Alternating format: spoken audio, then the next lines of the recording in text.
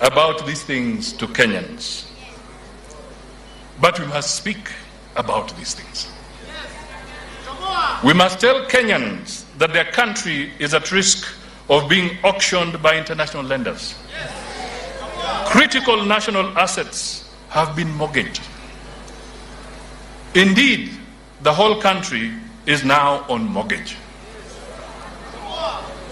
When we ask to be told how the SGR facility, an infrastructure project, not a security project, an infrastructure project, when we ask to be told how the SGR facility has been secured, for example, we are told in affidavits filed by the government in court, not by a stranger, but by the government in court, that it is a state secret, a high national security risk. Ladies and gentlemen, this is truly an affirmation that our sovereign debt has become a matter of national security and a risk to our security.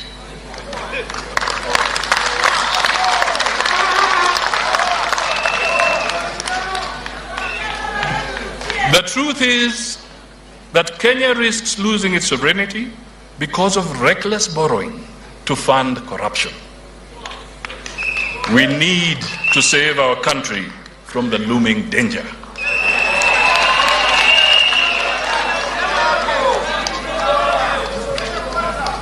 We must tell Kenyans the truth about the so-called public-private partnerships.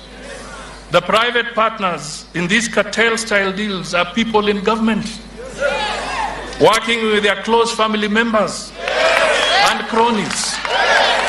These people are literally eating up the country. They are eating you up.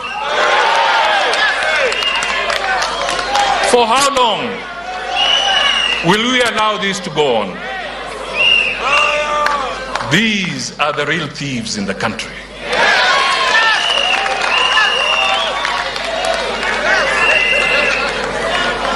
And you know what?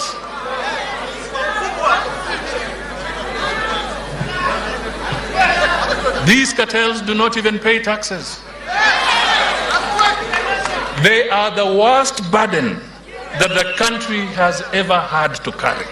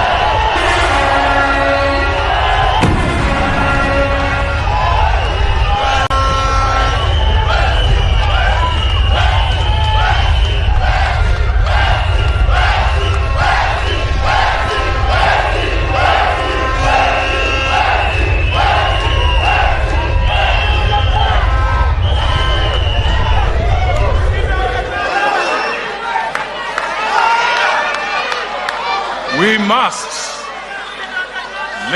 ladies and gentlemen, we must reject their political projects and sinister schemes.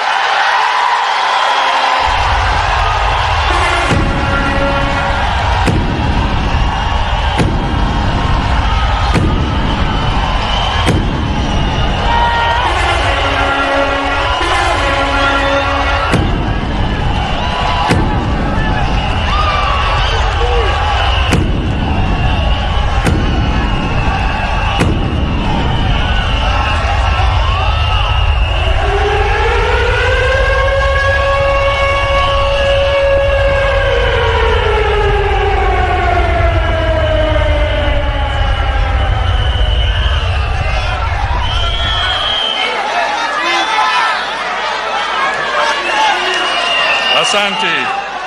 Let me proceed, ladies and gentlemen. Let me proceed. We must reject their political projects and sinister schemes in this year's elections.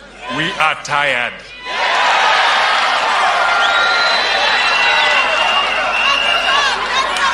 I, Musalia Mudavadi, have refused to board the boat of lies.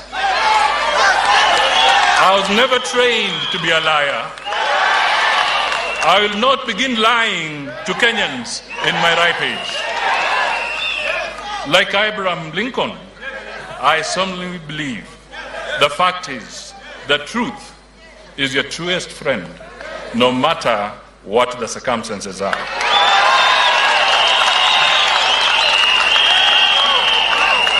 So, ladies and gentlemen, I am not boarding the train of lies. Let me instead tell Kenyans the truth. Reckless and irresponsible loans have sapped financial resources from the productive private sector. Kenya is on the verge of bankruptcy. Our creditors can hardly risk or lend us any more money than they have done. And now, the retiring government has resorted to scorched earth tax policies.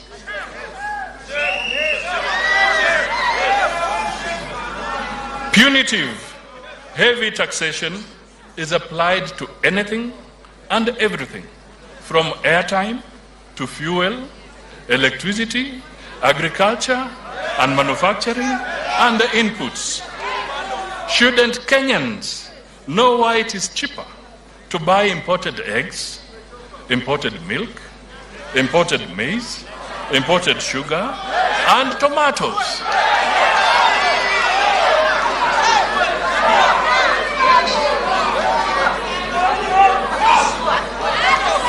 In this environment, the dignity of the Kenyan people is badly eroded. State Fuliza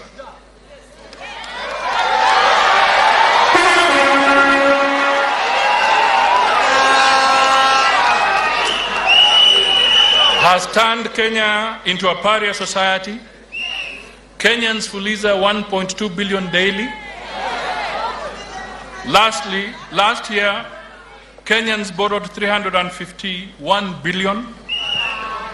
Now every other Kenyan is a fugitive from Fuliza, with several disguised phones. Ladies and gentlemen, kwa hivyo tusidanganyane.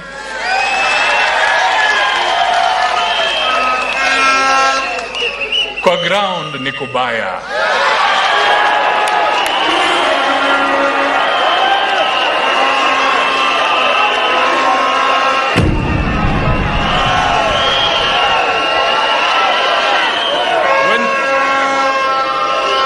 When things were this bad in ancient Greece and intolerance was a malignant tumor, Euripides, an Athenian playwright who lived between 480 and 406 BC, had the courage to vow, I would rather die on my feet than live on my knees.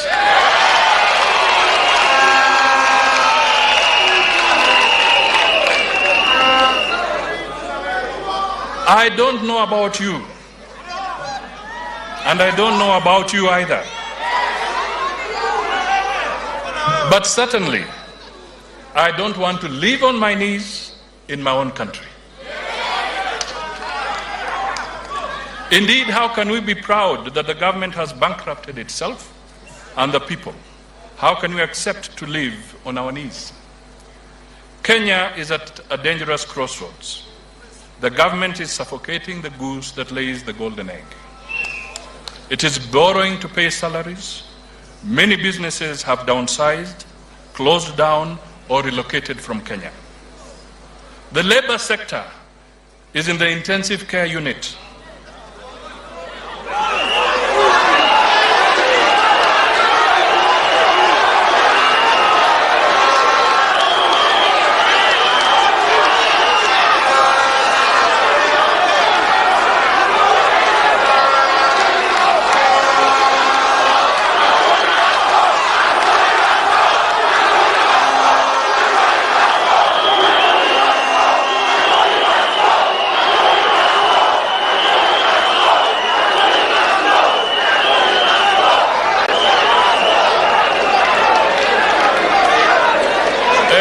education is collapsing.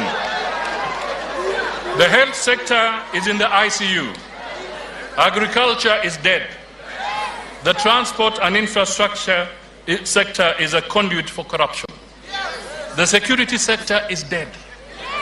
The energy sector is synonymous with grand larceny. That is the highest form of corruption. We have been told that 2 billion shillings are stolen every day. The country is now hostage to robber barons. Those who should care are meanwhile engrossed in political self-preservation and grand corruption in government. Fellow Kenyans, what is happening in our country is unsustainable. If we do not create jobs for the youth and generate wealth, our country will explode. Make no mistake, we are sitting on a time bomb. Young people have lost hope in education because they cannot see the benefits. In my times, you longed to be in school.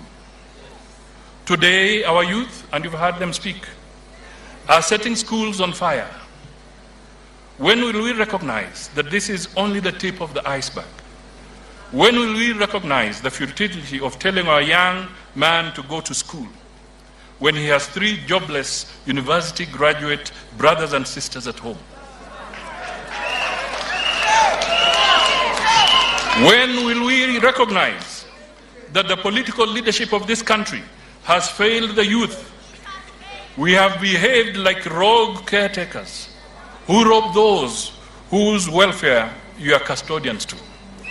Young people are left with the motorbike as their only hope. Who has cheated us that this is sustainable? Agriculture is dead. Farmers across sectors are agonizing. They don't know whether to throw in the towel or to try one more season. Each year is a new season of net loss on investment. The sugar farmers, the tea farmers, the coffee farmers, the rice farmers, you name them.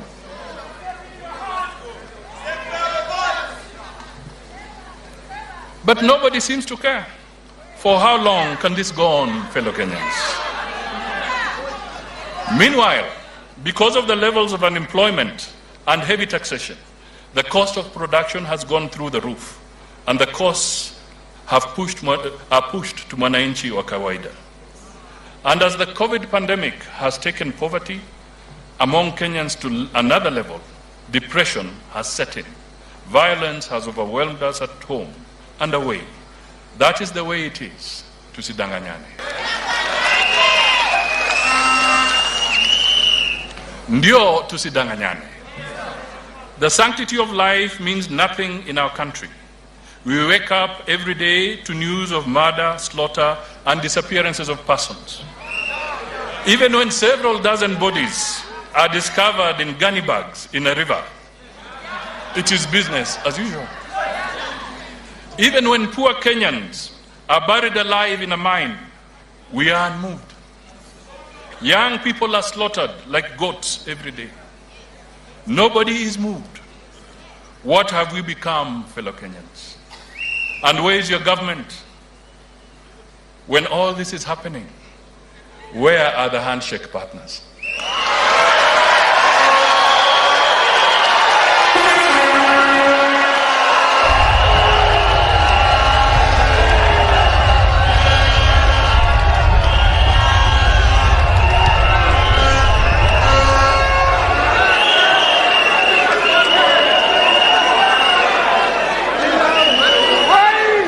Lost sight of the meaning of government. Government is now about formalized corruption through budgeting to steal. We have allowed the criminal mind to take over the budgeting process. It budgets for corruption. Once upon a time, armed with a new constitution, we swore that it would not matter who becomes the president, for we believed that we would all get our share of development regardless of who is in charge. Today, today, alas, today, we all want to line up next to the president to beg for development. This is because revenue and loans are acquired for the singular purpose of being stolen. Hardly anything is left for development. The Auditor General's report for 2019 shows that which we continue to borrow billions to run into mind-boggling trillions. Tusidanganyane. Times like these require a focused, level-headed, visionary, and truly patriotic and selfless leader and leadership. That leadership is speaking to the nation here, now.